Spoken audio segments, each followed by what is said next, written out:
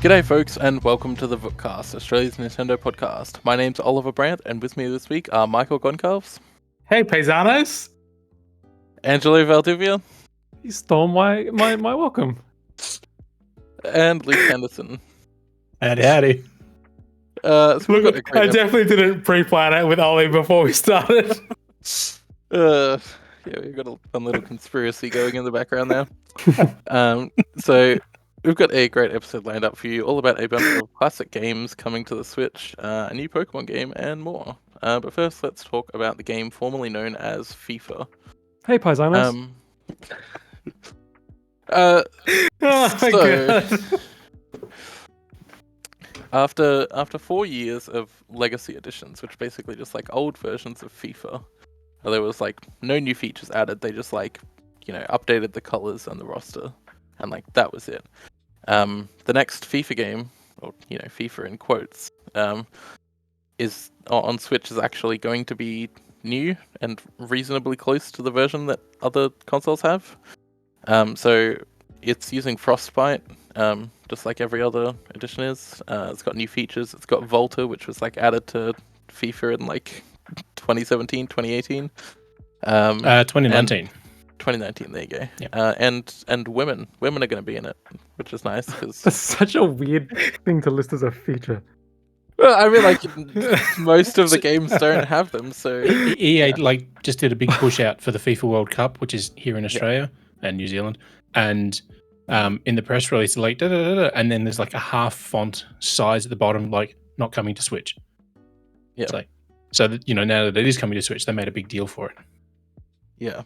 They've finally. I mean, like for a long time, EA's been like, oh yeah, no, we don't know if we can get Frostbite working on the Switch, and then they did a game. Plants vs Zombies: Battle for Neighborhoodville. Yeah. And that was using Frostbite, and now they've done FIFA as well. Except it's not going to be called FIFA. But they've also got women working on the Switch, which is great. So. Yeah, I mean, as we know from Ubisoft, it's a lot of effort to animate a woman. So glad they managed to get that working on the Switch somehow. But yeah, so it's actually not called FIFA anymore. It's called EA Sports Football Club, which is not a great name. But yeah, that's because the FIFA organization, and you can quote me on this, FIFA is a little bitch. Basically, they were unhappy with the amount of money they were getting from EA, which was like already like a shit ton of money. And then decided to basically threaten to pull the name from the game. And then EA is like, okay, well, we don't need it. So here we are. Now they have a new name. But because all of the players are contracted separately from the FIFA organization itself, they still get the likeness and club names and all of that stuff, which all that's different now is it doesn't have the words FIFA on the box. Well, how strange. A hugely corrupt international corporation completely shot themselves in the foot. Yeah. Funny how You're talking about EA or FIFA? Yeah, so I mean, is this going to get anybody to actually pick up FIFA or EA Sports Football Club on the Switch? No. If I was buying a FIFA game, it wouldn't be on Switch, so Yeah, exactly. I'd much, wait for Game Pass. I mean, I think ultimately EA doesn't care about the main game experience. They just want people doing the Ultimate Team stuff. Yeah. Which is their gacha microtransaction gambling bullshit. So Except not in Belgium. That was in the press release too. Yeah. Ultimate Team is not available in Belgium because they blocked all loot box and stuff. the Netherlands is pushing to have loot boxes and gacha style stuff banned across all of Europe. So that'll be really interesting for EA when that happens, because it's almost certainly going to happen. And that's their biggest market for this particular game. Look, I mean, in terms of playing FIFA on the Switch, probably not, no. But that's because I have, a PS5 and an Xbox Series X. If I'm going to play a sports game that's designed to look, to replicate the look of the actual sport, I'll play it on the best platform I have access to. But if you're a sports fan and you're a soccer fan or a football fan, depending on where you live, and you've been hanging for a new proper version, this is fantastic news. Especially because I remember it. I got to talk with the developers for FIFA 19 on Switch, and that's the Romanian studio. And there was a feature we put on Vookcast from E3 back in the day, and they were so excited about all the additional features they'd put in year on year. And then the next year they're like, oh, and it's the Legacy Edition, And then the Romanian studio, they got stuck working on the career story crap for the main FIFA games since then. So I don't know if those guys are doing this one, but I just think it's, they put a lot of effort into that last proper release, and then they got screwed by EA. So yeah. I just want to point out as well that when we got sent a review code for, I think it was like FIFA 21, 21 or 22, one of them. And well, we got for a couple years in a row, but then like the last one, like Vook just like linked to the previous year's one and was like, yeah, if you want to know about the game, read this. It was just a single sure he gave sentence. the one that he linked to like a 2 out of 5 or something. Yeah, because I mean it's still like a solid game, but you've played this before. Yeah. Anyway, when the Switch 2 comes out, maybe we'll get even more things. I do want to point out though, Switch is the only version that won't include crossplay. So all the other versions have a version of crossplay, but the PS4 to Xbox One are crossplay only between the generations, and then PS5, Series XS, and PC are crossplay. Switch doesn't get any of that, and the Switch version doesn't have their hypermotion, which is only for the next gen consoles and PC, and that's their tech that they use to literally record actual matches to get player feedback. It's like a motion capture suit, but instead of it being one person in a room, it's 2 teams full of players running across the field for 90 minutes. So I got to learn a lot about that last year, and it's actually kind of impressive tech. The other thing too is the fact that this is now the second game using Frostbite on Switch. So there's now technically no reason we can't get any Need for Speeds, or I'm not saying we're going to get Dragon Age Dreadwolf when that gets released. We're not going to get that on Switch, but now that they're big engines there, we might start seeing a few more titles from EA, which would be nice. I mean, when they like inevitably do a Dragon Age collection, because they absolutely will. Yeah, maybe we'll see it on Switch. I mean, we could theoretically see the Mass Effect Legendary Edition too. Well, that was built on Unreal Engine 3, so yeah, but it also have to do Andromeda. Andromeda uses Frostbite. Yeah, Andromeda's a good game. People dunked on it, but it's pretty good. Is it? Look, it was bad at launch, but like now that they've cleaned up like the majority of the bugs, like the story is fine and like the gameplay is enjoyable. I enjoyed it. I mean, I liked it, but I liked the Mass Effect series, so I gave it enough of wiggle room to be like, okay, I understand this has problems, but I'm sort of enjoying what it's offering. So I love the original Mass Effect, and I did not like Andromeda at all. Like, you literally just hang out with like one new species in an entire galaxy. Yeah, you go to. It's like, okay, cool. Yeah, I mean, it certainly has its faults, but again, I played like the Legendary Edition and then Mass Effect Andromeda like immediately afterwards, and I don't think it was like that far off in terms of like vibes or gameplay or storytelling. So, yeah, it's true. Anyway, let's talk about other old games, but good ones. So the PlayStation cult favorite game Tomba is coming to Switch. So this is a very, very early Metroidvania in terms of like modern Metroidvanias from the PS1 in 1997. So it's sort of rebuilt in limited run games Carbon Engine, and it has like a new soundtrack, remastered cutscenes, all sorts of quality of life stuff and goodies. Although we won't really hear about those for like months, if not years. Yeah, the trailer is literally just remastered cutscenes. Yeah, so I mean, like, it's good that we're seeing the remastered cutscenes, but I would also like to see like the actual game. Yeah, so I played Tomba. We had a little bit of a discussion about this before we started recording, but I played Tomba as a child, and I remember it being really good. But I don't know if it was good because it was good, or if it was good because I was a child and enjoying playing games sort of in general. So I'm really interested to see how it holds up. Yeah, what do people think of this? Are you going to pick up Tomba? I mean, I have no recollection of this game at all prior to this reveal, so for me, it's a no. Check it out, but I've also been pretty like I don't want to support limited run as much as I can. Like, well, can't, should I say? I don't know, whatever I meant. You know what I mean. Yeah. So, I don't know. I'll see what it's like. Yeah, so I think... It didn't interest me the last 2 times that it got released on PS3 and then PS4, so... I mean, that's fair. But yeah, you're right about like limited run games. I very much disagree with how they do things. And people are like, oh yeah, it's going to be like way better now that they've got bought out, but it's absolutely not going to be way better at all. I mean, Like, we'll see.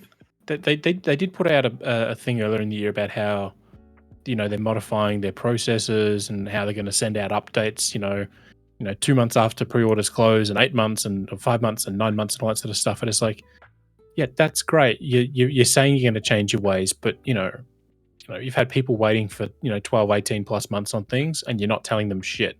So don't say you're doing things, just actually do them first. See, I think like my major issue with like limited run and like very other similar things is I think it's like fundamentally kind of like shitty to like sell a product that like people cannot possibly know about until like months and months and months, if not years after the fact, right? And it's like, it's not the fact that like, because like pre-orders exist, right? I can go and get like pre-order a game that I have no idea what it's going to be like. I can do that with Super Mario Bros. Wonder right now.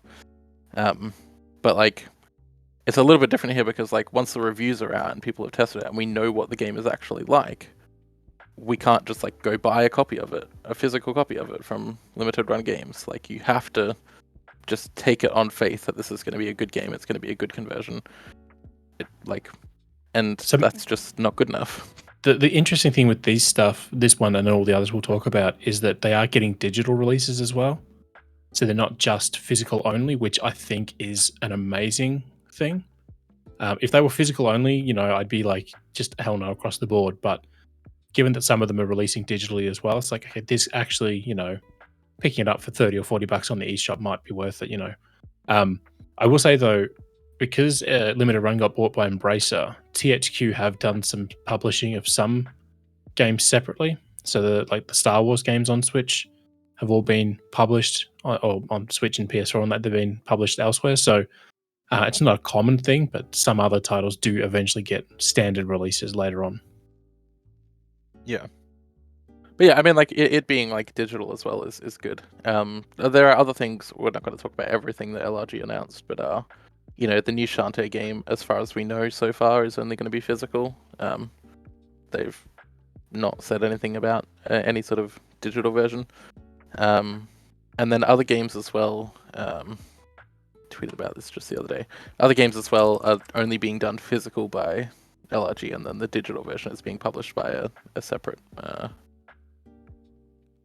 publisher. I think Clockwork is being published by WayForward digitally, but Limited Run are doing the physical. So Clockwork? Yeah. Clock Tower? Clock Tower, yeah. Which honestly, is another when like I searched exciting Clock, thing. Yeah. When I searched Clock in Google trying to find like high-res art for that game, there were so many random games that popped up next to it. I just got mixed up with all these titles. But yeah, Fair. I mean, Clock Tower is an interesting release in its own right. When it's like a massive like cult classic point and click adventure mystery game in Japan that has never been localized before. So that's super, super exciting. Never officially been localized before. Well, yeah. I mean, there are plenty of fan translations, and some of them are quite good. But yeah. Angelo, tell us about Tomba. You interested? Nah. No? That's fair. Nah. I mean, I think like from I don't know. I wouldn't have bought it on like PS3. I wasn't aware that it was on PS4, so that's interesting. Pretty sure it was on PS. I'll double check that. I'm pretty sure it came to PS4. But I think like I don't want to say like a preservation standpoint, but like from the standpoint of like the history of games, right? Seeing these like early games, especially in genres that have become like massively popular now, like Metroidvanias. It's always interesting to see how they hold up and exactly what they were doing, first. because I'm sure that like Tomba inspired some of the games that I enjoy the heck out of now, in some degree at least. Yeah, I mean, let's say Ollie, move on because we know you want to talk about the next one. Yeah, I mean, like I was just about to say, right? So like Gex, like fucking Gex, man. That's the notes that I have. Like the literally the notes that I have for that. So yeah, the Gex trilogy. So that's Gex, Gex Enter the Gecko, and Gex 3 Deep Covered Gecko, all coming to modern systems, including the Switch. So we don't actually know anything about it, to be honest. They gave no details. I think this is also on the Carbon engine, if I remember correctly. Yeah. Yeah, it is. But yeah, it's Gex. It's all 3 Gex games. Which depending on your relationship with Gex, may or may not be a good thing. I'm pretty sure we talked about Gex a few episodes ago. I'm almost I think it certain came up in discussion. Yeah. This is a real release that I can get behind. I'm into Gex. This is gonna be great. But we were talking about this a little bit earlier. Luke and I were reminiscing because I started looking at some footage of the game of Enter the Gecko, and we came to realize that there are 2 different versions of this game. Apart from the fact that there's the PlayStation version and then there's Gex 64, which has a different title, obviously, because it's Gex 64 rather than Gex. In Europe, or at least in England and stuff like that, there was an actual like British English voice actor who voiced Gex, and in the US there's just a straight normal American accent dude. And watching the footage of the gameplay that I saw, it had the American one, and the new trailer features the American one, and it was very jarring for me because I only remember Gex as having a British accent because he's supposed to be a parody of James Bond. So yeah, very, very I mean, odd. like, I think I remember playing at least 2 of the Gex games when I was a child. I have really fun memories of the like first one, which was like a sort of 2D side scroller one. Really, really interesting game. The N64 version, not quite so much. It was not a great game.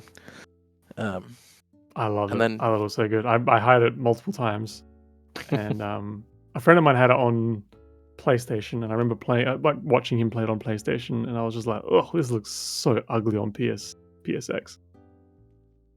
That's just a weird memory that I have. I have 0 connection with this game whatsoever. I think, someone correct me if I'm wrong, but I think it was one of those games that came out later in life on like an Uncle Toby's Cornflakes like CD at some point for free for PC.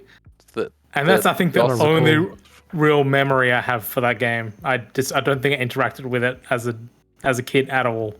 I don't recall that, but like it was just like that peak 3D mascot platformer era game.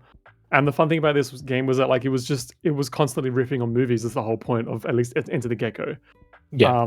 Is that every stage is just based on a film, and you jump into television sets that feature this film featuring a level that parody a certain film. Like there's Scream, there's a whole like cartoon, like sort of like a Looney Tunes type thing as well.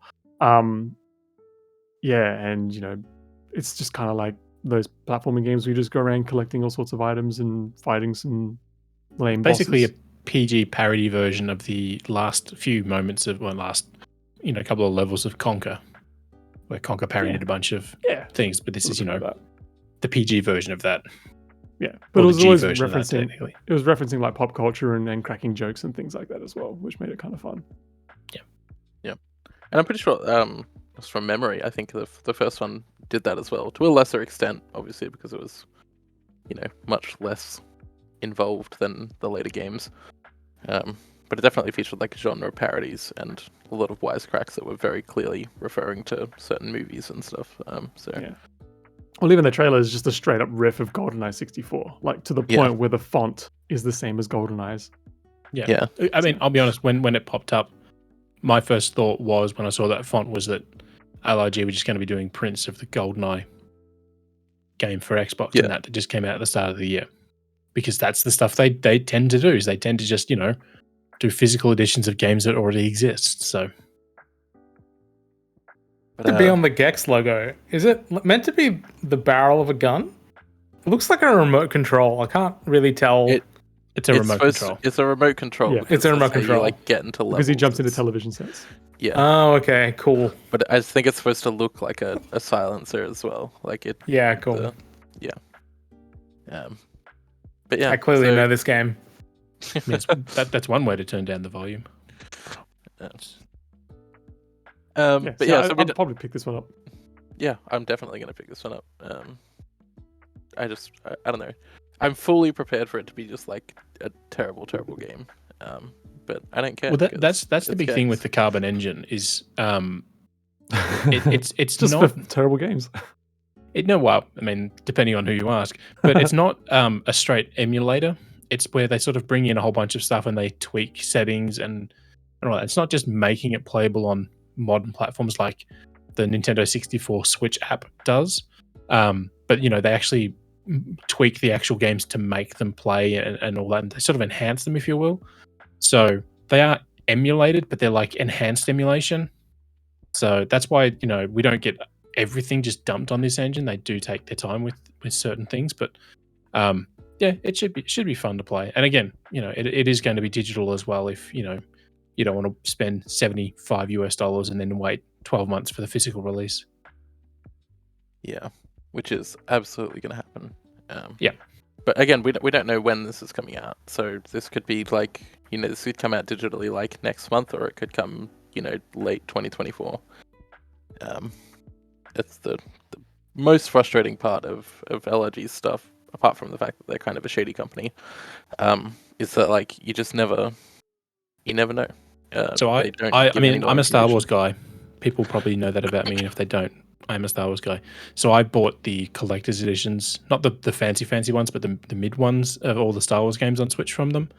And I ordered The Force Unleashed last year in April, and it's now July. It's 14, 15 months, and I'm still waiting. It still hasn't shipped.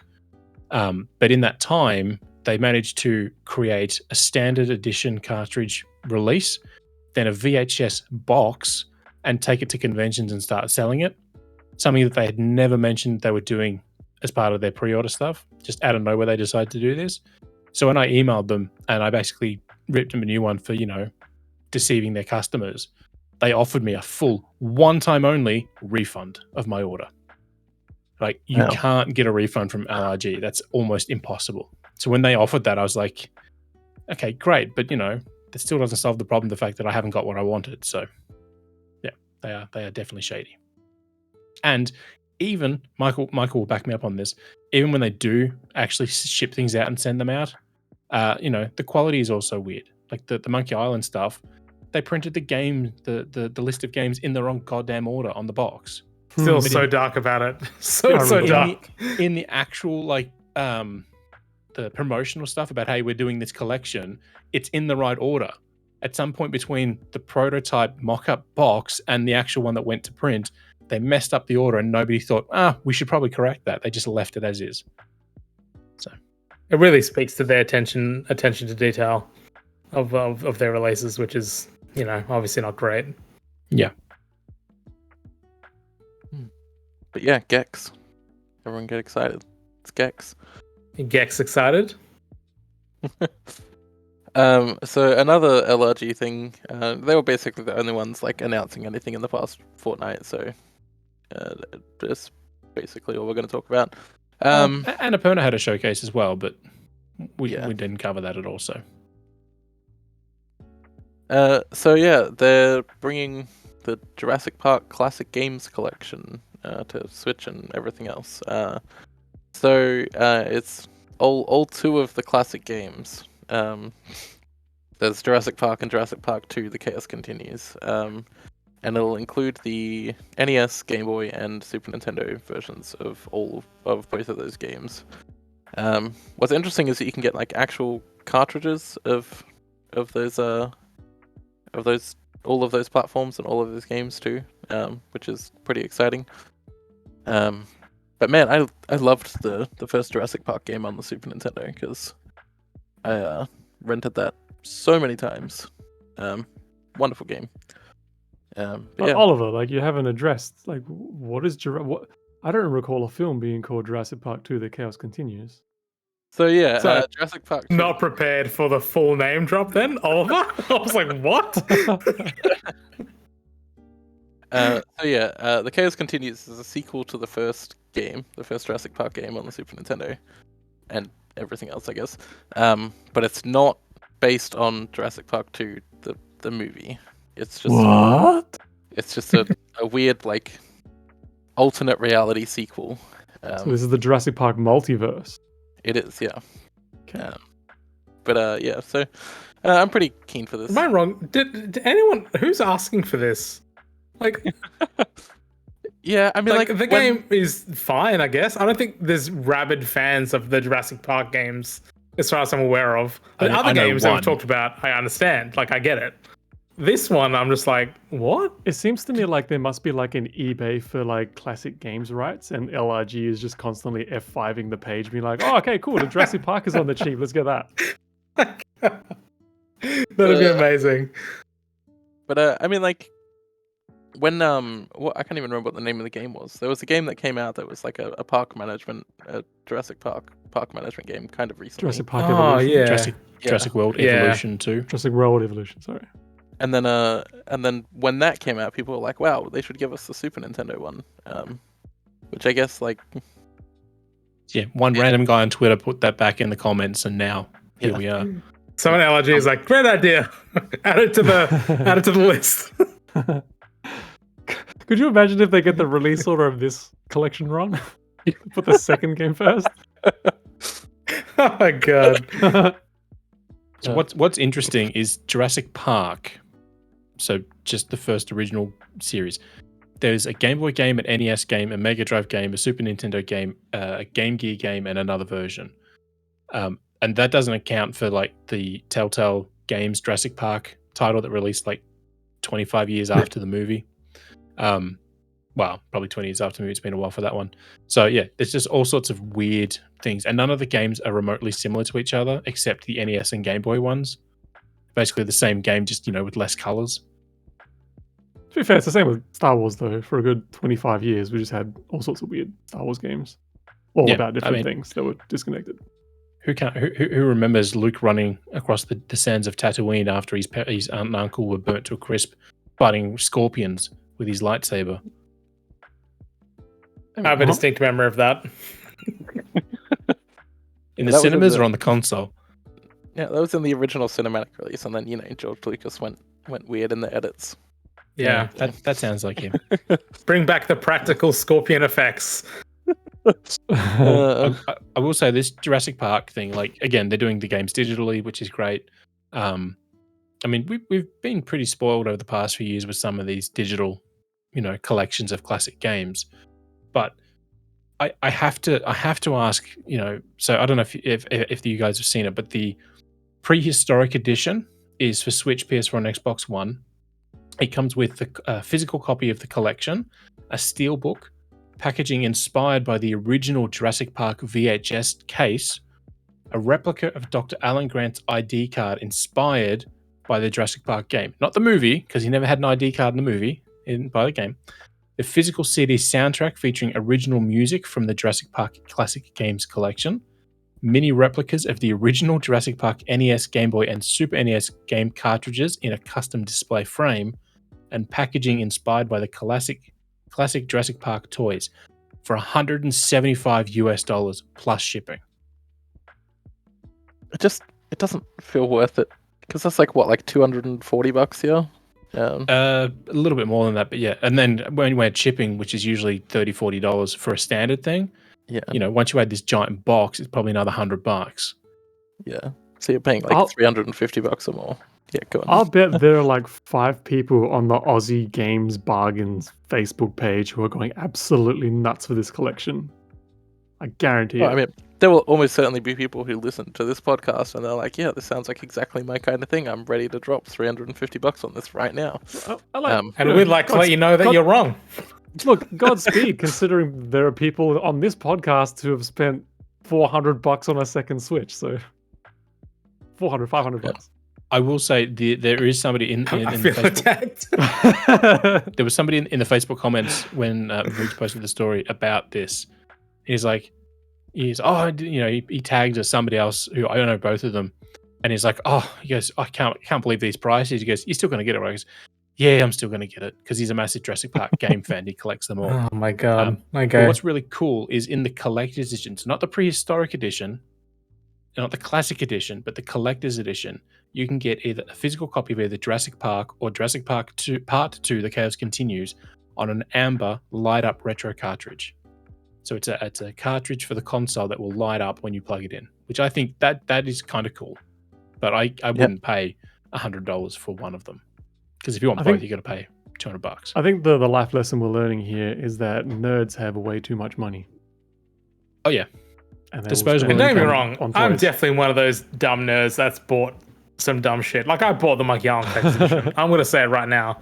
But at least that has an insanely huge fan base and people that love that game and will like do murders for it, including myself. This I just don't understand, like at all. Yeah, like, that's a difference though, right? It's like people would have been asking for the Monkey Island one. Who's asking totally for checks notes? Jurassic Park 2: The Chaos Continues. It's just odd. We have to mention too that this collection, the games they've announced, they didn't say this is the only games, but there are obviously dozens of other titles. There's a whole bunch of Mega Drive games. There's Jurassic Park, the Lost World titles. There's not Jurassic Park Part 2, but Jurassic World 2. Sorry, Jurassic Park 2. So there's a whole bunch of other games that aren't being included so far. It's like, so, are we getting these, or are we going to have to, deal with the Jurassic Park Classic Games Collection 2 3 years from now? That's the thing. At the end of the day, you're pre-ordering on the information that you know. So yeah, well, that's the other thing too. But there's I have to call this out. The very first Jurassic Park game that let you build your own park was on the Game Boy Advance. Sure was. And it was tied to the worst movie in the series, Jurassic Park 3. I like that one. I like them all, but the Spinosaurus has a telephone in its belly.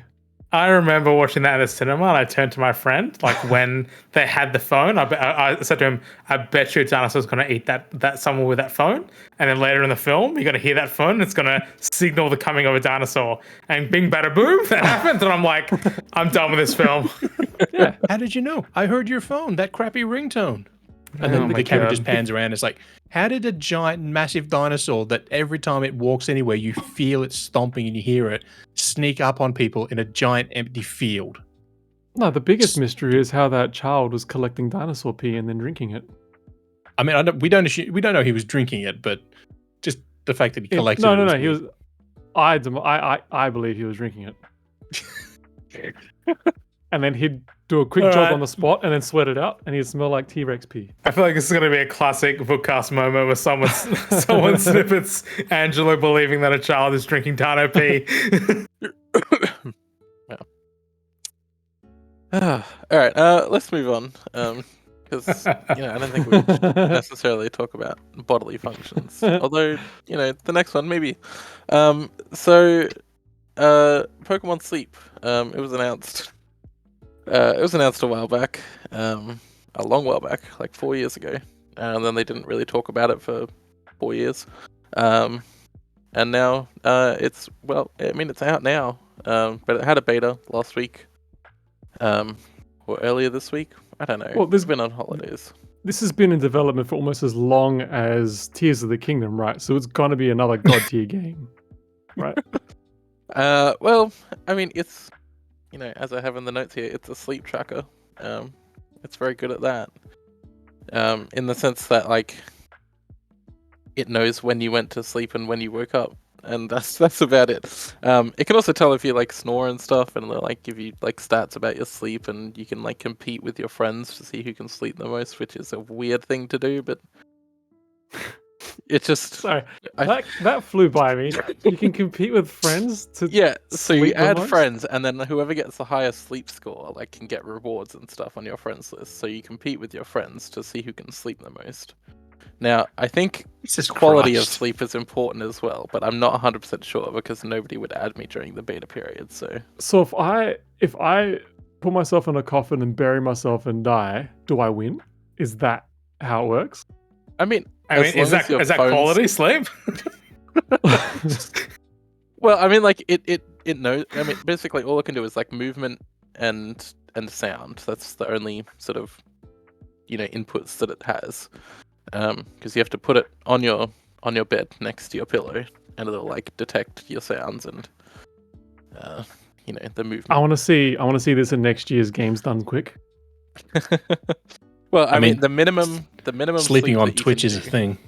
The minimum sleep that you can do is 90 minutes, so it'll be at least 90 minutes long. Who's developing this game? Is it? It's Niantic are helping. I know that. Yeah, Niantic are helping. I think it's basically like a Pokemon Company special. There's like a bunch. Is this one of the what's the privacy policy on this game? I feel like this is going to be a data mining nightmare. Okay, so the data doesn't like get stored in servers or anything. Your sleep score gets sent to friends and stuff, but like the actual sleep data is all stored within the app. Okay, that's good. It doesn't pull data from anywhere else, so like your Google Fit or Apple Health or whatever, and it can't transmit data to those either. So, look, I want to argue that like this isn't safe because it's basically collating like children's sleep data. But then I thought about it realistically for half a second and realized it's just going to be 35-year-old dude, so it'd go nuts. I mean, I draw the line at putting my phone next to my head while I'm asleep. These phones, break from the slightest touch. I don't want to like face plant my phone in the middle of a deep sleep and then wake up in the morning to find it cracked and my face covered in shards of glass. I mean, are you gonna headbutt it in your sleep? I mean, some people get really, really violent when they sleep. They kick the pillows off the bed and they, punch and all that sort of stuff. So who knows what will happen? You just pick it up and you just start snapping it over your head. As shards of glass rain down on your face. He just chews on it in his sleep. So yeah, I have been testing this out for a little bit. It's like it's fine. It's very cute. You like can make a little curry for your Snorlax friend and he eats it up, and I don't know what that does. Because at the end of the day, it's still just like tracking your sleep. That's such a sentence. You can make a little curry for your Snorlax friend. Yeah. Hold on. Please tell me that at the very least, that in order to does this app wake you up? Does it play music on a poker flute to wake you up? Okay, so yes, it does. Okay, thank God. So it wakes you up. It has its alarm system. You can put your own song in if you want, but like, why would you? No. But you can also ask it to play you calming music while you sleep, and it plays the Pokemon Center theme on a Poke Flute. Okay. Make or break for Angelo. Does it play the Pokemon Flute song? Otherwise, trash this app, put it in the bin.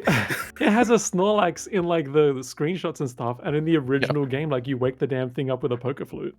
It's like, it makes sense. Yeah. Okay. I just love if the calming music changed halfway through and like to Lavender Town or something, just to like really mess with people as they're dozing off. Maybe. I don't know. I'm usually asleep by then, so. The trailer has a really cute sleeping Charmander, and that's enough for me. That's sort of the main draw of it. Is that like depending on how well you sleep, how long you sleep for, all sorts of things.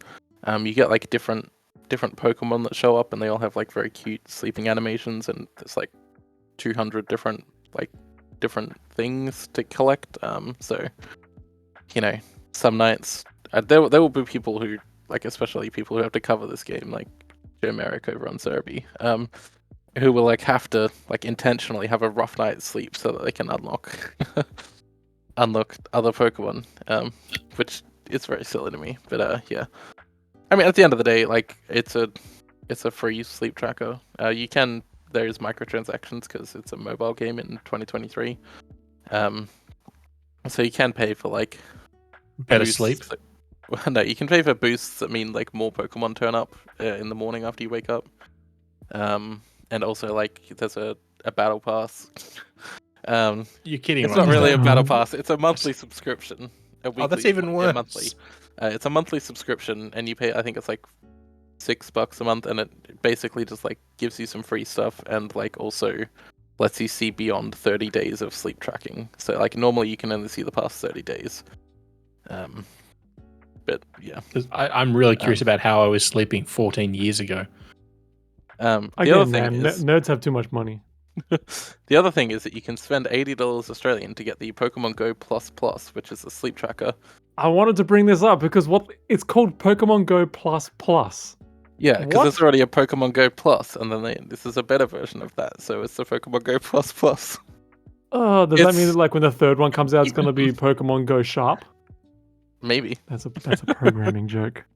Yeah, so that one basically, so the way that Pokemon Sleep works now is that like you have to leave your phone unlocked and then place it face down on your bed next to you, and then like the screen will turn off when you turn your phone over. But it's still, unlocked, which is annoying for me because I get my notifications on my smartwatch and it doesn't do that if my screen is unlocked. But It's an issue sleep, if you're asleep. well, no, because like sometimes I need to be woken from sleep from like notifications from my boss or whatever. So, if I'm having a nap, if I'm like actually just getting sleep, I'll just turn my notifications off because like, I don't want my boss talking to me when I'm trying to sleep. Boundaries, man. How dare they? But but you don't have to have your app open or anything with the Pokemon Go Plus Plus. It does all the sleep tracking stuff just without the app at all.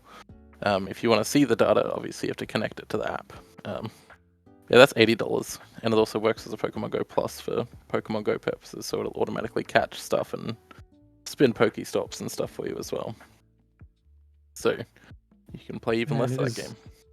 It has been a slow news fortnight, that's for sure. Yeah, it sure has. There really has not been much going on at all. I mean, it's that time of year. It's always quiet this time of year. So, if we want to stray away from Nintendo for a little bit, I mean, there's been Microsoft, Activision, Blizzard stuff going on.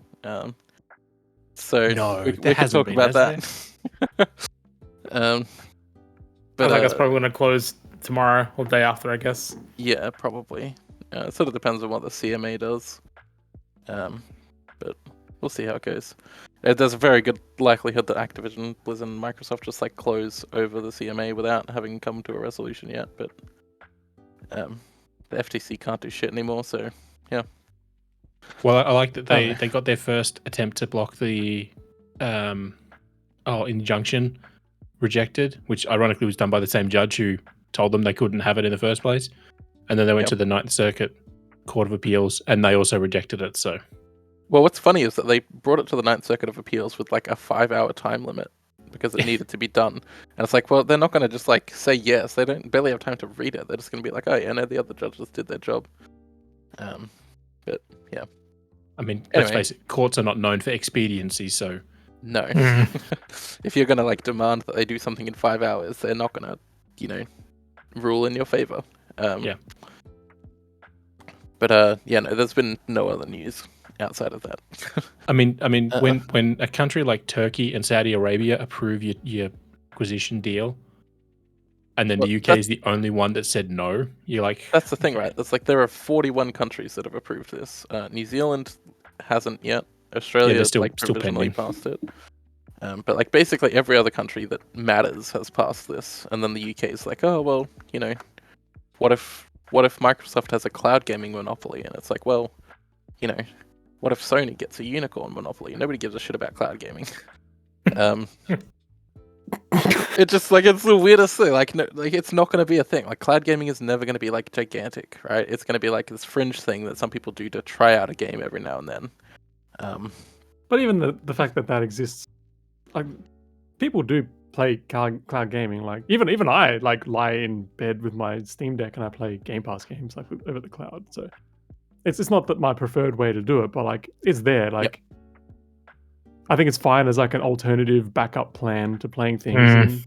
And, Yeah, but it's always going to be a backup plan. Like it's never going to be a major market, which is no, absolutely. And I think that's fine. And I think that's why like the CMA taking the whole like monopoly over cloud gaming thing so seriously, quite comical. Yeah, it's because it's just stupid. Like it's not like we've already seen like Google try to do it and that didn't work out. I Amazon's laughed got its streaming platform. when the CMA were like, cloud gaming's big. It's like, hang on, Google's one of the largest tech companies in the world. If they couldn't get cloud gaming to function, what the hell do you think that Joe Blow's discount cloud gaming service is going to do 5 years from now? Yeah. Like, come on. I mean, I got their argument they were trying to do, but it's like, you can't pull out that, it's going to be big when, there are four major tech firms in the world, being Google, Microsoft, Apple, and Amazon. And one of them has abandoned it. One of them has it and doesn't grow it. One of them doesn't bother with it. And the other one's like, yeah, sure, but it's just a bonus. You can't just get cloud gaming on its own subscription level. Yeah. Stupid. But my favorite part of Stadia, we're just going like off topic now because there's nothing else to talk about. I mean, we do that all the time, so yeah, we're on brand at least. But yeah, my favorite thing about Stadia in general is it Stadia or Stadia? I don't think Stadia. Stadia makes more sense because it's like the plural of stadium. But yeah, so Stadia. My favorite thing is like in the announcement of that, they did this like YouTube stream because obviously it's Google. They did a YouTube stream, and they were like, oh yeah, leveraging like YouTube's like flawless video streaming technology. And like while they were saying that, like the YouTube stream was like fucking up.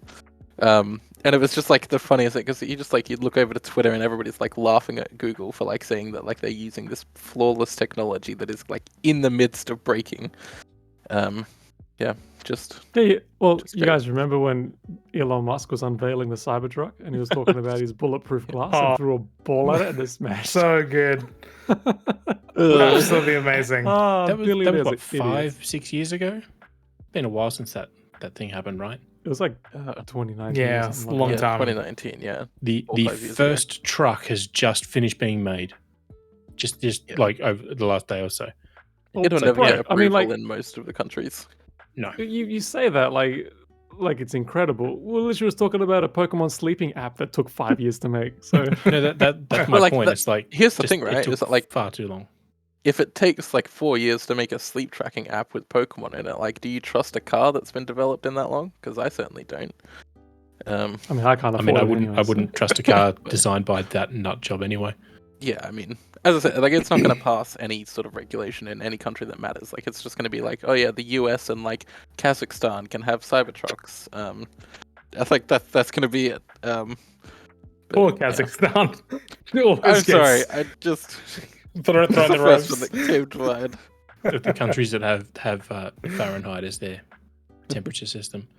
I will say though that the whole thing with Microsoft is when the FTC in that court case, they kept trying to bring the Switch into the argument about how the Switch is a platform, and then they're like, but it's not a major platform, and it's like, well, considering Switch outsold all the Xbox stuff, I'd probably consider the Xbox to be the underdog in that scenario. But I do find it funny they kept saying Switch. It's like, yeah, but less than 12 months from now, we probably will be on another version of Nintendo hardware that won't be the Switch.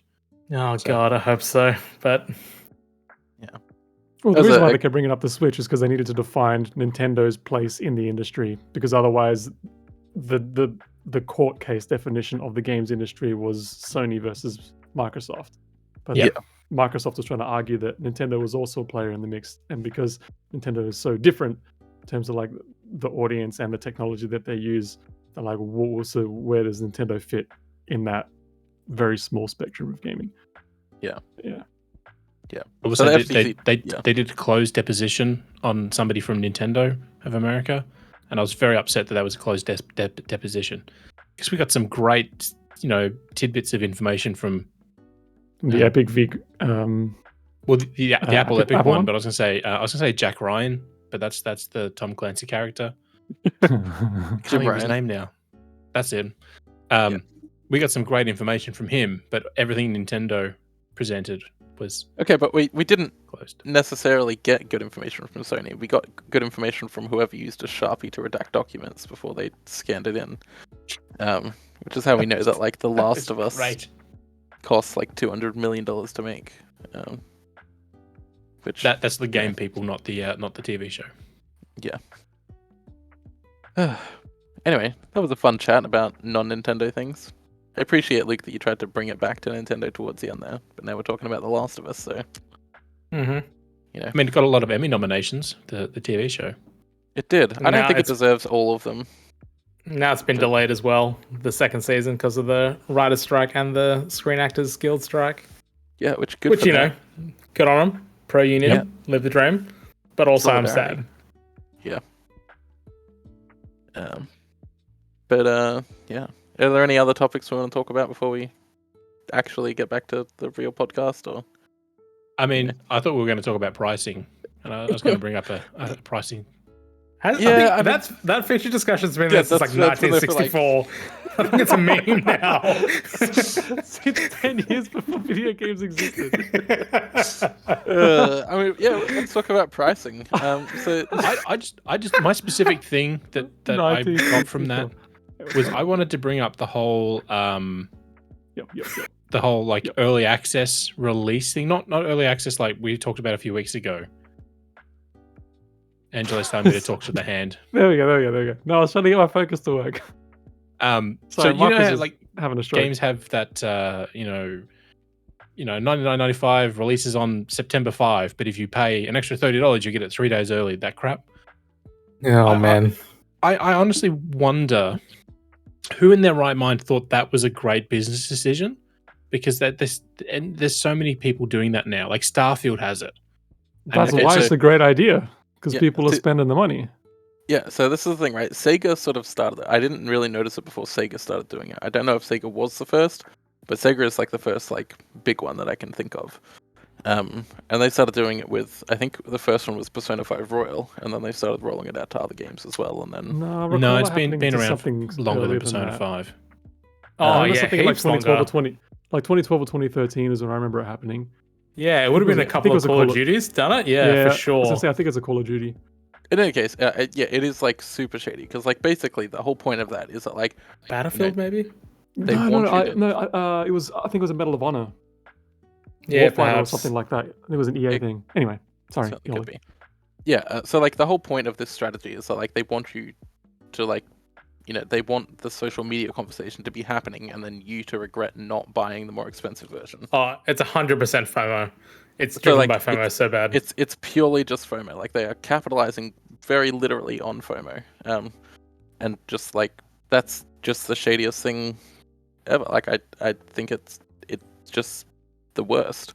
But also, like, Um, people just to be able to get in early and level up as fast as they can in online Yeah. multiplayer and just Yeah. cream So all the And then all the news. companies just use it to beta test all the online services anyway, because Yeah. the experience is always horrible on the first few days.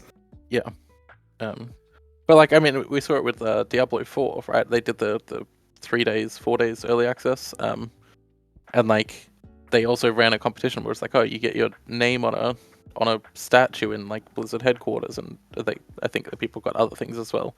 If you're one of the first 100 players to reach 100 on level 100 on hardcore mode, but like they started counting from like when the early access players started doing it. So it's like, okay, well if you want to be part of this competition, you have to pay the extra like $70 to get the ultimate edition. And yeah, I just like Yeah. it's becoming so much more common, and I feel like we're getting to a point where like, you know, people are gonna start paying like, you know, $100 extra for like a month early, because I mean like first it was just like, oh, you get to play it the day before, and then like other things like started moving it out to like a week or whatever, and I feel like eventually we're just like, I mean we have some early access things where people are like playing it months and months and months in advance. Before it like goes free to play or whatever. But Yeah, the yeah. Disney Speedstorm's one of those things. Yeah. The other thing too is like with the and I'm calling them out on this. Ubisoft are the biggest bunch of twats for it.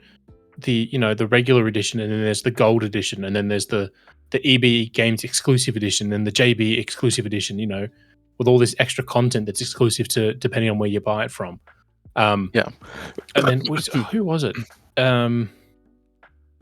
Yahtzee from Zero Punctuation Ben years ago.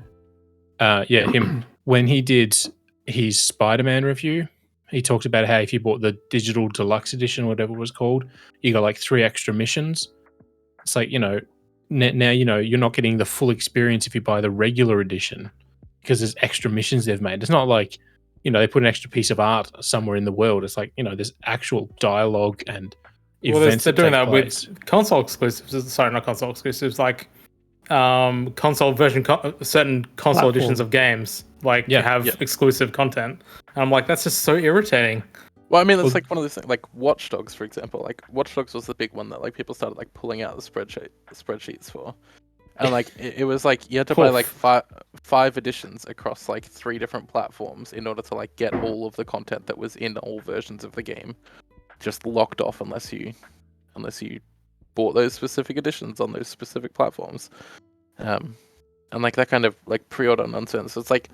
Nintendo is like very much behind the times, but they don't do that shit. My favorite collector's editions are the $300 ones that don't come with the game. I those. genuinely think it's a good idea. I will die on that hill.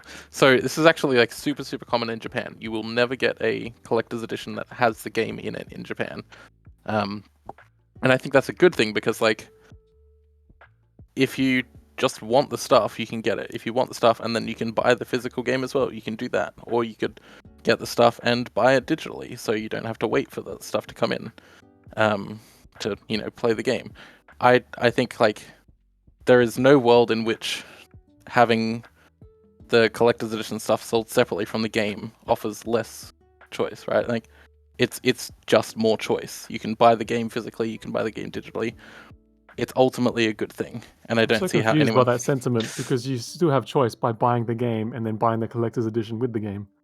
What I'm saying, right, is why that would be better.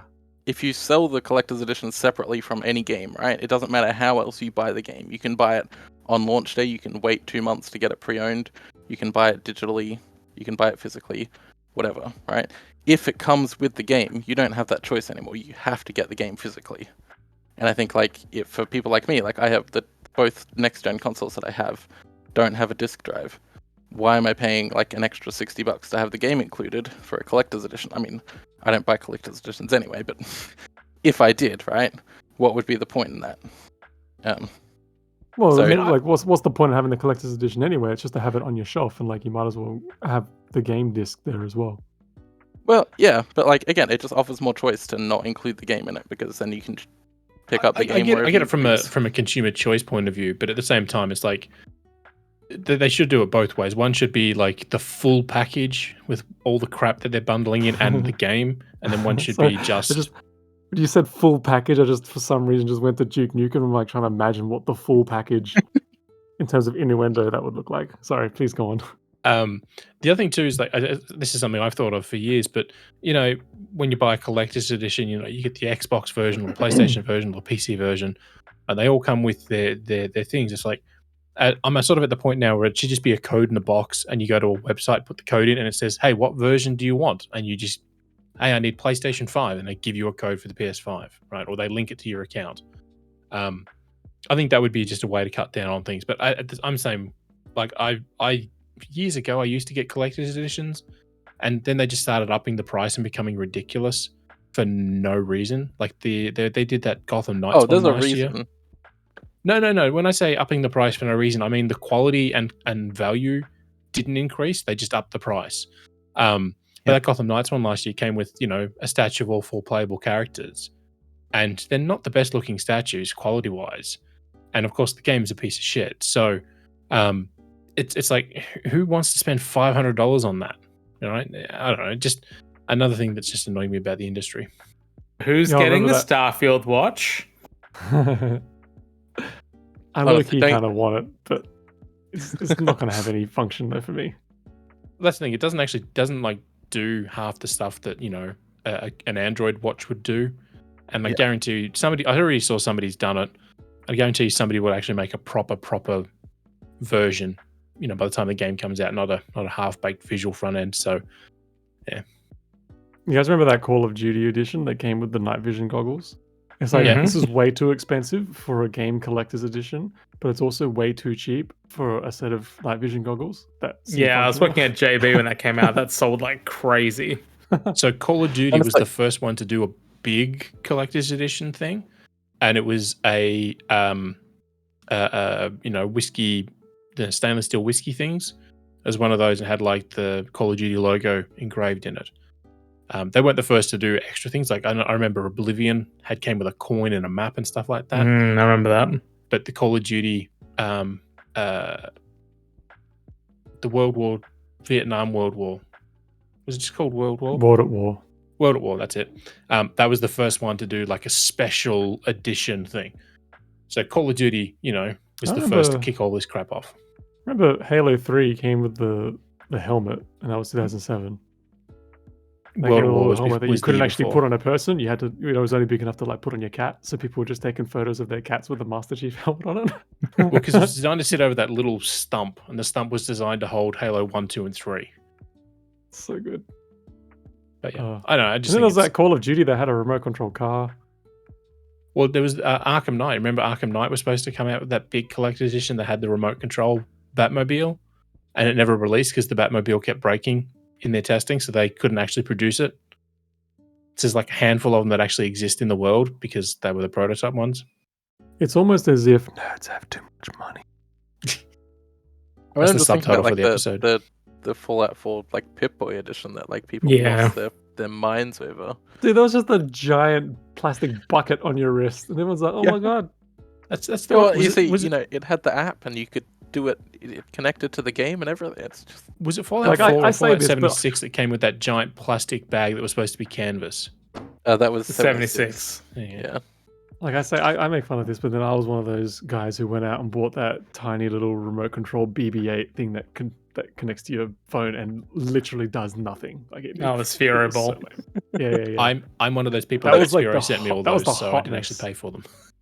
That was the hotness in like Christmas 2015, and I was like, oh my God, I gotta get one. And then I played with it for like 10 seconds. I'm like, I spent Around the same year, I $180 think a on little this. bit earlier. I can't remember if it was also Sphero. I think it was Sphero that also did it as well. They had a Cars like Lightning McQueen. Lightning Yeah. McQueen car, but like the mouth moved on it like Lightning McQueen, and it was actually incredible. Like it was so Okay. cool to see it like work. It was the coolest thing that they've done. Like especially comparative to the ball. Like the ball is just boring. About a year after the Hmm. Lightning McQueen, they also dropped a basically the. So let me mute it so it doesn't turn. The Alexa, but it was in Spider-Man form. So it was a remote just- control. Did you just put your hand over Alexa to hush her? You're like, shh. I muted the thing so she didn't like pop up. But yeah, it was a like an Like, actual like sleep, Spider-Man. sleep. Talking about you, not to you. Shush. But yeah, it was basically just a Spider-Man doll that would act like an Alexa. So they did that, and then that didn't sell because it was like $370 here. It was ridiculous. And then all the droids they made for Star Wars didn't sell, so they went, "Hey, we're not doing any of this anymore. We're going back to pure education." And the company sort of faded into obscurity. They're still around, but they just focus all on education. So How long have we been recording this episode for? Oh, I don't know. Time is not real, so it doesn't matter. I want to call that too. It says the recording started an hour ago.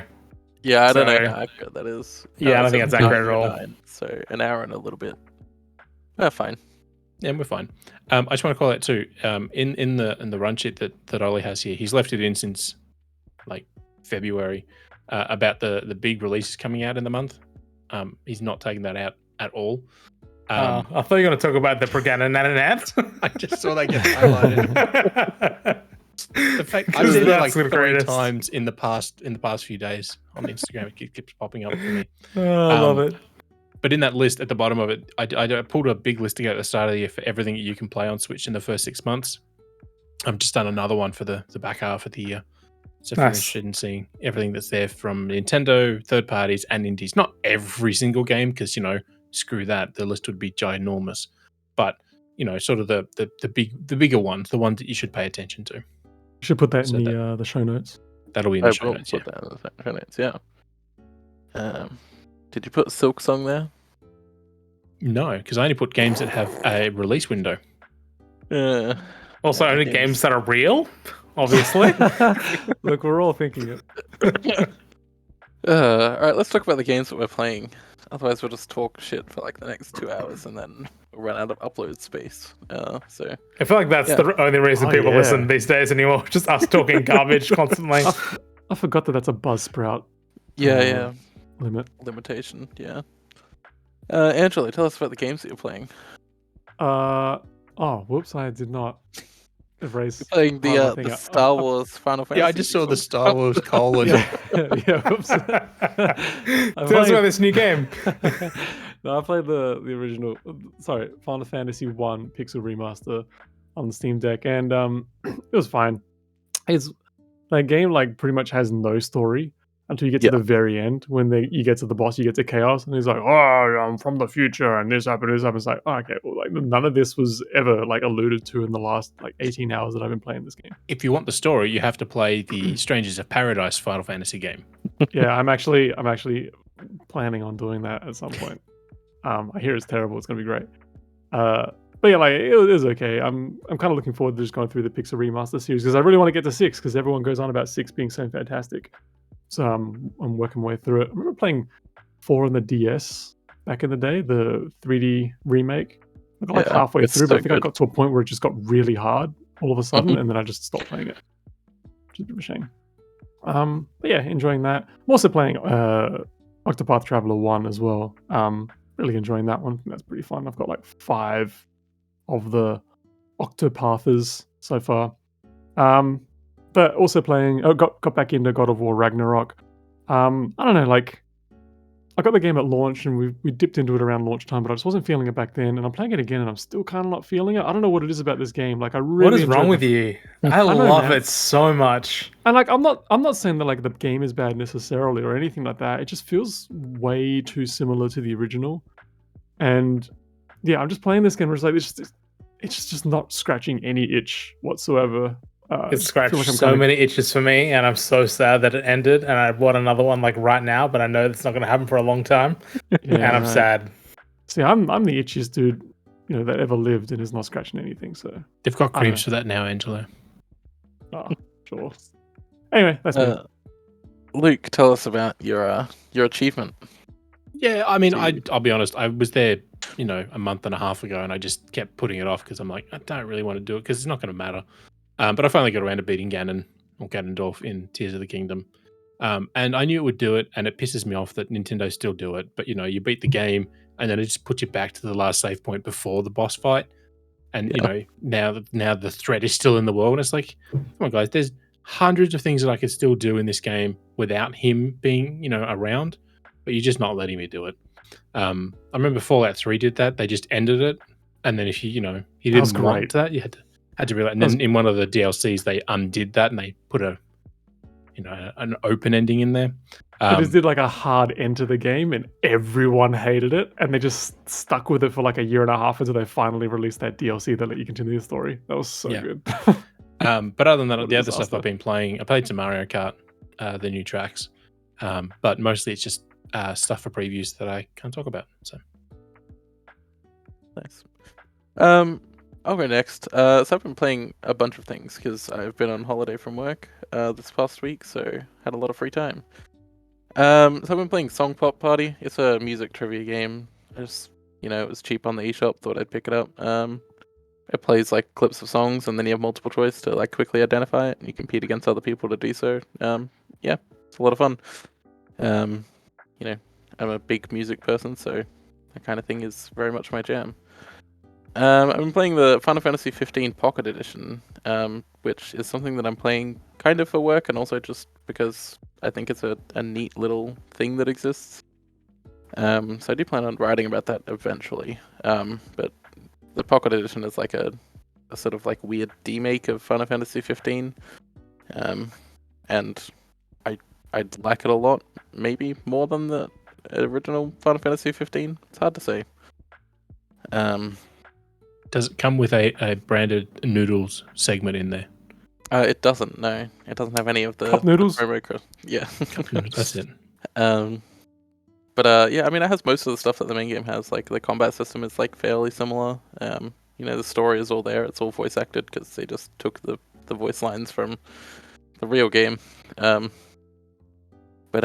yeah, it's pretty fun. It's also not open world, so it feels a lot more like a traditional Final Fantasy game, which is good because Final Fantasy 15's open world didn't really do anything for it. But yeah, also I picked up at EB Games for quite cheap the Final Fantasy Theater Rhythm Final Bar line, which I just like unlocked the Final Fantasy 15 tracks and then played through that. I've just like been on a big Final Fantasy 15 kick. And then Apex Legends, that's another thing I'm playing for work. So that's fun. I mean, it's my first time really getting into Apex, and I'm enjoying it. It's, I don't know, I don't really like online multiplayer games like that, so it's got a learning curve. Now the other one I just started this today is the remake of the first Star Ocean game, which is Star Ocean First Departure R. Because the second one got announced, and then I was like, wow, I'll buy this game. It's only like $32. It's not that big of a deal. And then like literally like 8 hours after I bought it, it went on sale for like $12 on the eShop, and I was like, what the hell is this, man? So yeah, that's me. Yeah, that's fun so far though. The music is an absolute banger. Michael, tell us what you're playing. Haven't played shit. I've taken a big break off games for a while. Like, to be honest, I haven't been inspired to play anything. So, I don't know. Been catching up on some TV and movies and stuff and focusing on that. But I'll finally get back into something at some point, for sure. I mean, Pikmin 4 is just around the corner, so... I know. I have to say, I've been playing the Splinter Cells on stream, and I just finished off the third one. I was watching you shoot out some lights the other day. I didn't say hello, I was just creeping in stream. I was creeping around on stream, so it's fine. But yeah, it just reminded me because I watched the final season of Jack Ryan. I finished that off on Amazon Prime the other day too. So nice. I'm a big Tom Clancy fan. So nice. All right, let's move into Nintendo 20 questions. So Michael, you're leading this one, even though we told everyone that it was Luke. Definitely didn't, not realize it was me and tell people that it was Luke and have to think of one right as we're starting the episode and write all the notes and get everything ready for it. Anyway, I'm good to go. All right, well, we'll start with our usual question. Was this game released on or after the 1st of January 2000? 2000, yes it was. Okay. So it was released on the 1st of January 2000. On or after? Was it released on or after the 1st of January 2010? It was not. Okay. I guess it's a decade to work with. I mean, was this game released on a Nintendo home console? It was not.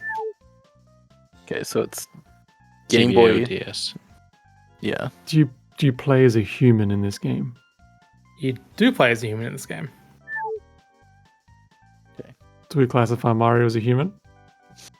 I mean, I would, but I mean, he lives in Brooklyn. We've seen his parents and all that now, so we don't know that he's human. He doesn't look like anybody else in that film. So in the movie, yeah, he does. Yeah, I mean, no, vaguely. I mean, he looks like a weird short little man.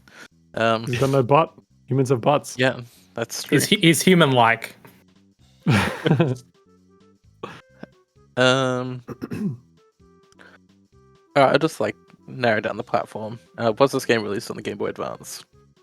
This game was not released on the Game Boy Advance. Okay, so DS, which had 6 million releases. Was this game published by Nintendo? Yes. I thought your stream had frozen for a second there, Michael. Yeah, same. No. Just, cut up. Look, I'll make it slightly easy. It was published by Nintendo in a region. So wait, did we decide that, or do we find out that it is on a handheld system? Was that a question? It is. So it's Nintendo DS, 100%. Okay, so it's DS. Published by Nintendo in some regions, maybe. And I'd laugh if it's like Tony Hawk on DS, and Nintendo published it in Japan and nowhere else. Yeah. Does this game have multiplayer? No. A DS game without. Oh, I've not been taking down questions. Oh God. I have been. Okay, what are we up to? That was question number 7. All right, so we have 12 left. No, 13 left. 12 questions and a guess. Yes. Few Mario games came out without multiplayer on the DS. Yeah, but Nintendo would have published them in all regions. That's true. Were there any Mario DS games that didn't have multiplayer? I can't think of any off the top of my head. Oh, the like Bowser's Inside Story and stuff, the RPG ones. Yeah, I guess that makes sense. Was this game developed in North America?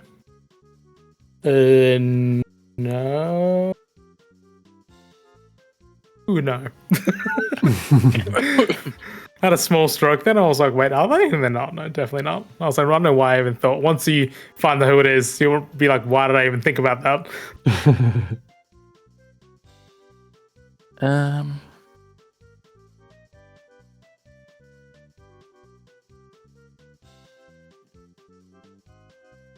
I was going to ask like an extremely specific genre question, but that's probably not the best idea. Go for it. Is this a point-and-click adventure game? Oh, man.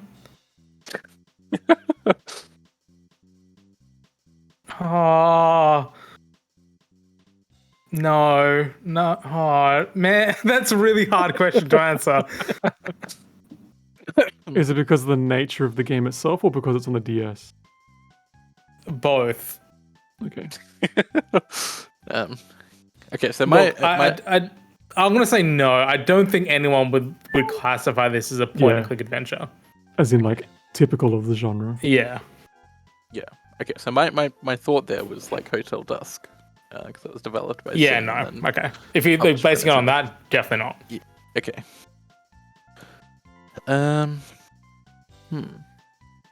I mean, the way that he sort of described it and then about the publishing, it makes me think it might be like a Layton game. It certainly could be Layton.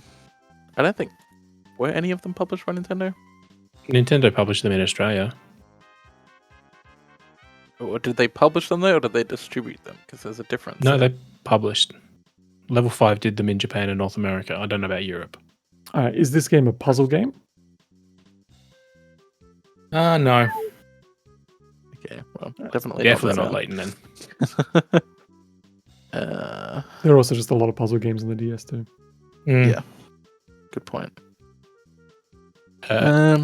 Was this game? Sorry, is the developer of this game still in business today? Yes. It's a good one.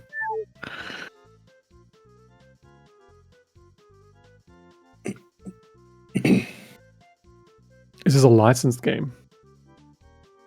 No. So I'm thinking it might be something that was like made in Europe and like published by Majesco or some random company like that everywhere except Japan when Nintendo published it. So something like a Scribblenauts? Would you classify that as a puzzle game? That's a hard one. It's a very genre bendy kind of game. Scribblenauts is an interesting, yeah. I mean, it's technically puzzle-like because you've got to come up with options to solve it, but You come up with when a you solution, look at it, it's more but platformer than puzzle. yeah, you're definitely finding solutions, but I wouldn't say that they're puzzles. Puzzles usually have like a finite amount of ways that you're supposed to solve something. Yeah, I can't even remember the name of the developer for that one now. Fifth Cell. Yeah, Fifth Cell. Yeah.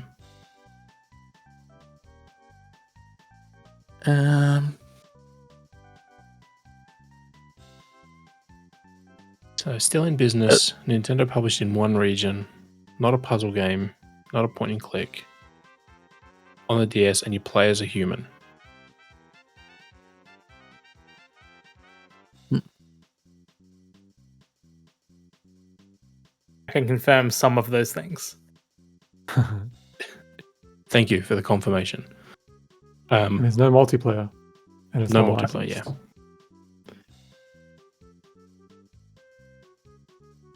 Okay.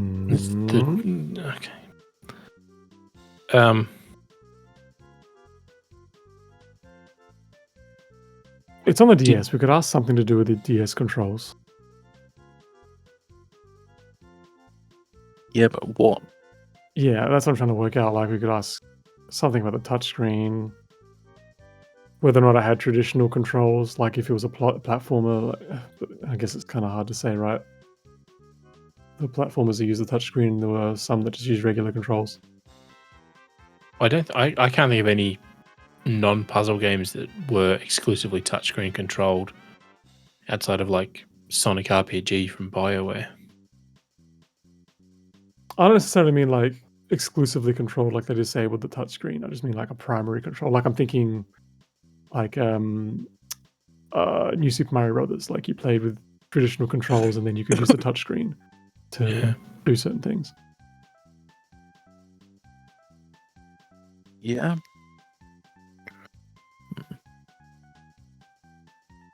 To know if any of you guys have played the game. I think you would have. At least one of you. Could ask if it reviewed well. Yeah. Actually, don't know. Let's have a look. Well, I'll ask. Did the game review well? Like, would you consider it a favorable? It has favorable opinions. Yes. Okay. Is that an official question or a freebie? I'll let you guys decide. Official. That's official. I think that's official. Okay. Question. So we know it wasn't a stinker. Like, it wasn't just some random game. It was a game of note. The only thing that I'm sort of stuck on is like maybe some DS stuff from Rare, because THQ published almost all of that, but I don't know if they published it in Japan. But the only DS stuff I can think of is like Diddy Kong Racing DS and Viva Pinata DS. We didn't get the region, did we? You just asked if it was US, and you said no. We haven't got Japan or Europe. No, I said developed in North America. Yeah, that's what I'm thinking, like Rare. I mean, he said that it was published by Nintendo in a region. In a region, which makes me think it was published by them in Japan. Well, I was going to say that doesn't mean that we can't ask if it was also published by someone else. No, I know that. So we could ask if it was like Capcom or EA or something like that. Well, it wouldn't be any Japanese publisher. There's no way that Nintendo would publish a game for them in Europe but not anywhere else. Yeah, sure. There were some games, so like for a lot of like Square Enix games were like published by Nintendo worldwide but done by Square Enix in Japan. Yeah. I'm thinking the inverse on that, where it's published by Nintendo in Japan but published. That's the only pretty thing rare. The only company I can think of that did that was THQ, and that was because they were publishing the Rare stuff from because Microsoft owned them at that point. Look at Michael. Look at him just looking so damn chuffed. I generally didn't think this was going to be super difficult, but like, I guess DS makes it harder because there's just 7 trillion games. I just don't think we've committed to a direction, that's all. So. Yeah. How many questions do we have left? 6 questions, I guess. Like, we know quite a bit, like in a broad sense. Yeah. Like I said, we just got to pick a direction. I mean, we can ask if it has like any recognizable Nintendo characters in it, like Mario, Pikachu, whatever, right? Yeah. Go for it. Yeah. Okay. Does this game have any recognizable Nintendo characters in it? As far as I'm aware, no. Okay. That doesn't help me, but it's not a. I certainly don't remember them when I played through. Just trying to think, the playable as a human character makes me think it's an RPG or like a platformer or something. I mean, obviously that would exclude like racing games. Oh, that exclude racing games. Well, you're generally just a car in most DS racing games. Like Ridge Racer DS, you're just a car. Theoretically, there's still a person in that car, though. Well, but like if you're a character, like F-Zero, I would argue that you play as a human. Obviously, there's no F-Zero on DS, but yeah. Has this game been released on any other platforms? Oh God, I don't think so.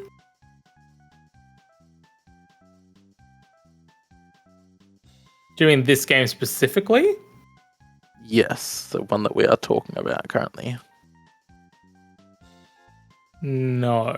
As far as I can see, no, it has not. Is this game part of a series? Yes.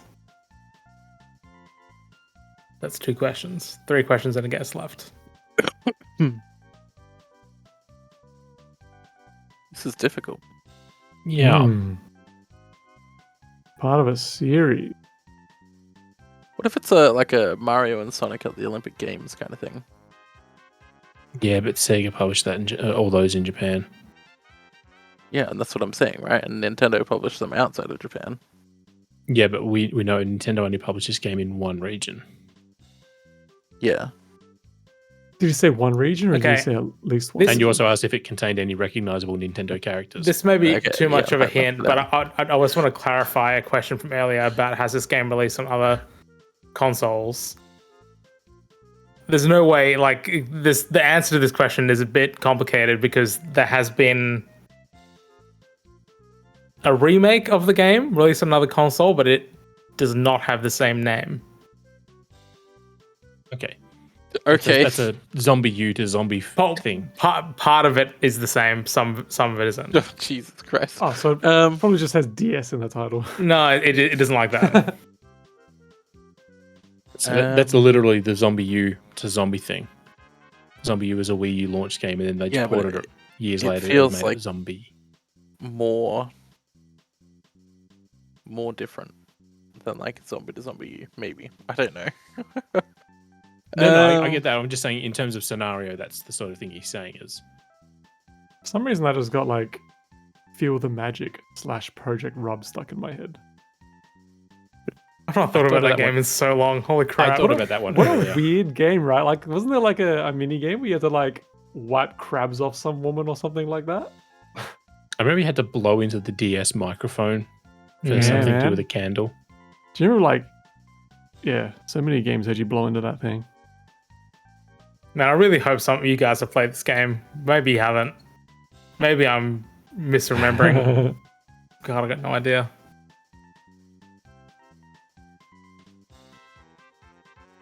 It's not a licensed game. It's part of a series. Has no multiplayer. Mm-hmm.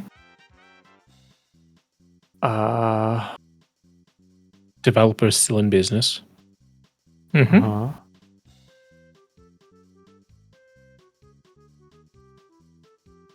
uh, all right, I'll just ask one of my usual ones. Does this game have combat in it?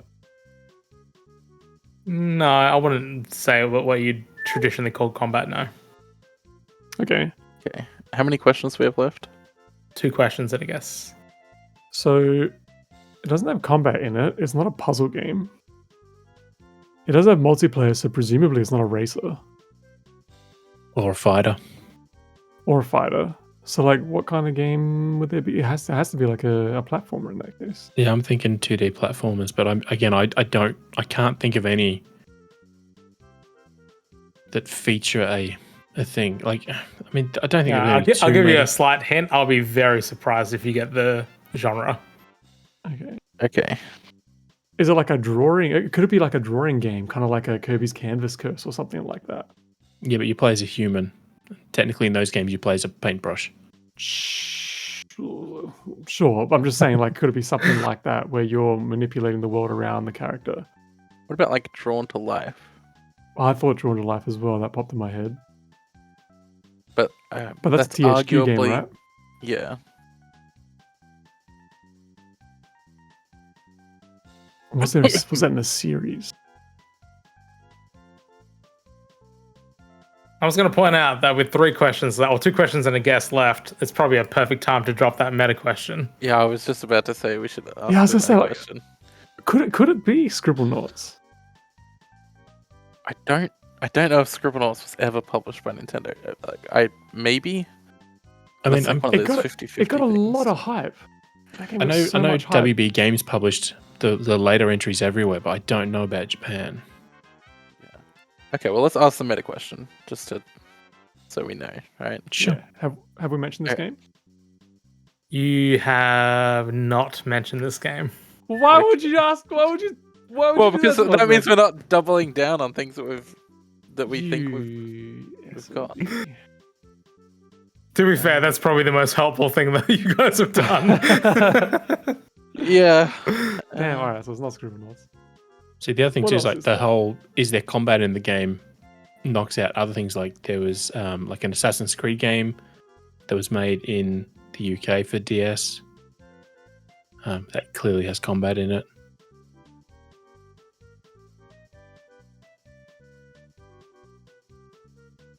But the whole I'm still stuck on the point and click things. Like you wouldn't think it's that, is what he said, but the way he used humming and hawing means it might have some elements in there. No, he said as a traditional. Yeah, Point no, and click don't adventure get game hung up in on the that. I traditional wouldn't. sense. It's just Yeah. got some elements, but like no one would ever call it a point and click adventure game. Like, No, I ever. get that, but I'm just trying to think now what games might have like interacting Well, like that. pretty much all DS games, right? Like that was the whole conceit of the DS, is that you would touch things, you would point and tap on them. So I think that's kind of like where it gets muddy. Yeah, Like Zelda, Phantom Hourglass is entirely touch Yeah. control. I wouldn't call that a point and click game. Yeah.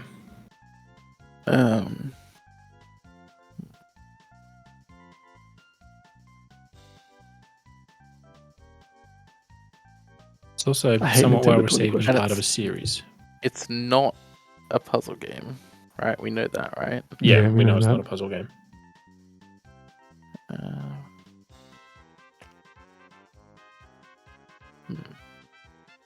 So I was thinking like Panel de Pon, because that had a weird name on DS, but that's We've not had it. Elite Beat agents. We wouldn't play as any humans in that game. I love Elite Beat Agents. What a great So do game. I, man. We've also such had a- that. So good. Such a banger. I'd put that game in the same level of like this game, the same level of that as how much I enjoy it on DS. Like it's that Okay. for me anyway.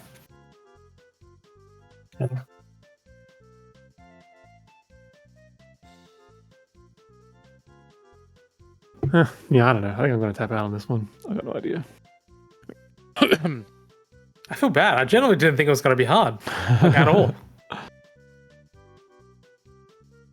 Okay, what are the chances that like Michael is like a secret fan of like the Style Savvy series?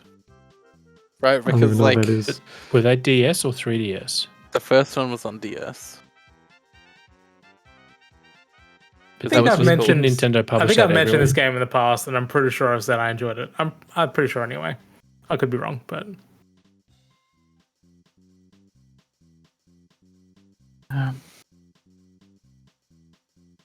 I will say this isn't like Wizard of Oz game level of like randomness. Like Okay. in not even in this like not even close. I think we're just gonna throw some questions out there and end this because Yeah, We'll be hearing one that. question and a guess. Anything you can think that will help you narrow it down. Could be publisher, could be developer. Yeah. I'm honestly, I keep cycling back to Rare, but I don't. Was this game Yeah. published outside of Japan by THQ? No. Okay.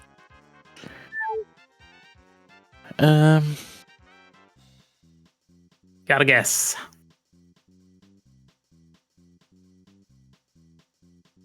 Okay, so like it's a puzzle game. I got nothing. I have truly nothing. I got nothing as well. Throw a game out there, Luke. Yeah, it looks good if it's a random like bullshit guess and probably land like a perfect guess on there. Hail Mary. Yeah, I mean, I was pretty sure there was a Dead Rising game on DS, but Go on. it's definitely not that though, because that has combat in it. There's not some random Tomb Raider game on DS that I'm forgetting or anything. No, because you see, it appeared on another platform later with a different-ish name.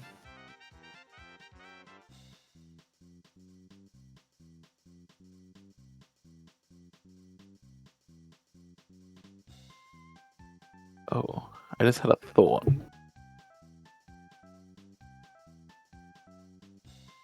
Thoughts are dangerous. I was thinking like maybe it's like Harvest Moon on DS because that's called Story of Seasons now. But it usually uses the subtitles. Go on then. I don't know what the DS one was called. Maybe it was just Harvest Moon DS. Yeah, do you know what? Sure. Why not? I mean, we have nothing else, right? Yeah, go for it. Sure. Up to you. Was this Go for game? Was this game Harvest Moon DS? Okay. So I want to throw out. I was thinking My Sims at the end there. Okay. My Sims. So- yeah. Developed by Atlas Oh, and fuck's published by Atlas in is it Japan Radiant and in the Historia? USA. And published by Nintendo in Europe, and I'm assuming Australia. I actually have no idea who published it in Australia. And released in 2005 in Japan and the USA, but 2006 in Europe. This game follows Derek Stiles as a young doctor who discovers his mystical healing touch, and the team Trauma at Center. Caduceus as they try to save patients from the disease guilt. This game is Trauma Center Under the Knife God for damn. Nintendo DS. Yeah, Wow. yeah. I honestly Alright, only ever touche. think of that series as So, a okay, Wii so I'm game. glad I was like so worried as we're going through it. Like, did I pick something completely like? Am I misremembering how like influential this game was? No. that's a really good that one. was Yeah. that was a great one. I like that one. I love Trauma Center. Like, absolutely love it. It's very, very good. Yeah. And yes, it was remade for Nintendo Wii under as Trauma Center Second Opinion. Yeah, right. I mean, I enjoyed Trauma Center so much that I started last November making up fake box art for an April Fool's joke this year to be a Trauma Center game themed to MASH, the TV show. Oh man, it's one of those games that like I would love to have like another game of, but only if I could use a stylus. Like I do not like the Wii motion control version of it. You know, I'm sure some people got used to it. I couldn't. But I don't know. Didn't it have a sequel on the DS or on the? It did, yeah. I don't have enough yeah. too.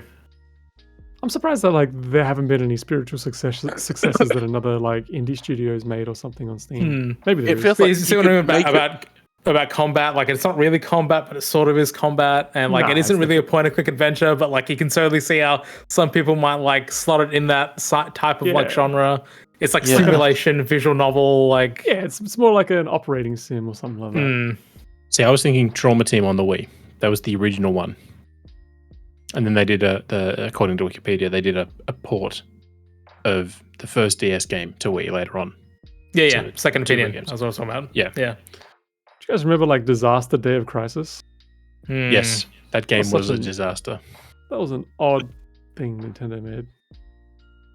Man, I gotta play Trauma Center again after talking about this. Like Yeah, this man, game rules. It's so good. I never actually played it myself. My mum had it. I remember that. She only had like a couple of games when she was trying to get into DS stuff.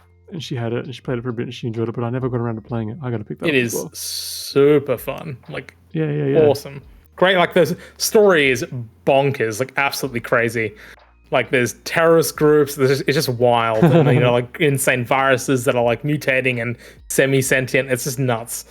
I mean, But we, it's we fun. could get a Switch port of it because they remember when Brain Age came to Switch, they included a stylus. They did. You could definitely do it. It would yeah, you could. Yeah, it'll work. Dude, I've never been excited about a loss before. That was a really good one.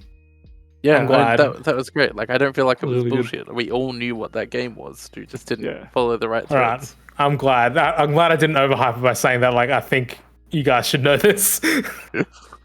Yeah. I genuinely, I'm going to put the question out there. I genuinely want to know if any of our listeners actually was in that ballpark at all. Yeah.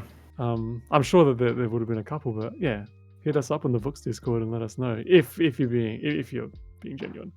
I was Honestly, laughing at when Luke said, "Oh yeah, like if it's a Nintendo, they wouldn't have published it in Europe." And I'm like, That's what I got stuck on because I've seen it before where games get developed outside of Japan and they get published by a company, but then when they get taken to Japan, but because of the whole restrictions on non-Japanese companies, operating there, this was well, Nintendo would have published a game in Japan, but not published it elsewhere if it was made by another company. So that's what threw me. I got stuck on that. I was reading the Wikipedia article about it. Supposedly, it was a total commercial disappointment for Japan, and like it was just a massive success in like the English-speaking country, well, like in Europe and in North America, and totally boosted Atlus's profits for that year.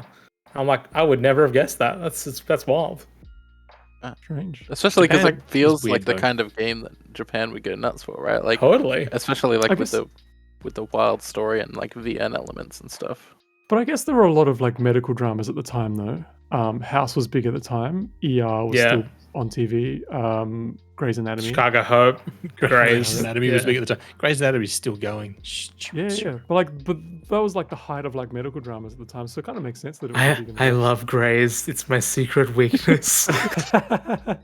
So Never if seen Atlas it. came back Never with seen it. Trauma Center 3, Grey's Anatomy, you'd just like pass I'd out. so play that. All right. Well, we've been recording for such a long time now, so we'd better wrap up. So yeah, be sure to visit the site www.vookcast.net for all your Nintendo news, reviews, and everything in between. To keep up to date, follow the site on all of the things at vookcast.net, which is all spelled out. Or jump on over to our Discord at bit.ly/VooksDiscord, especially if you knew that it was Trauma Center, because we want to hear about that. You can find all of our social information, links for the stories covered in this episode, and more information in the episode notes on whatever platform you're listening to. Thanks for tuning in, and we'll see you next fortnight. Hey, paisanos.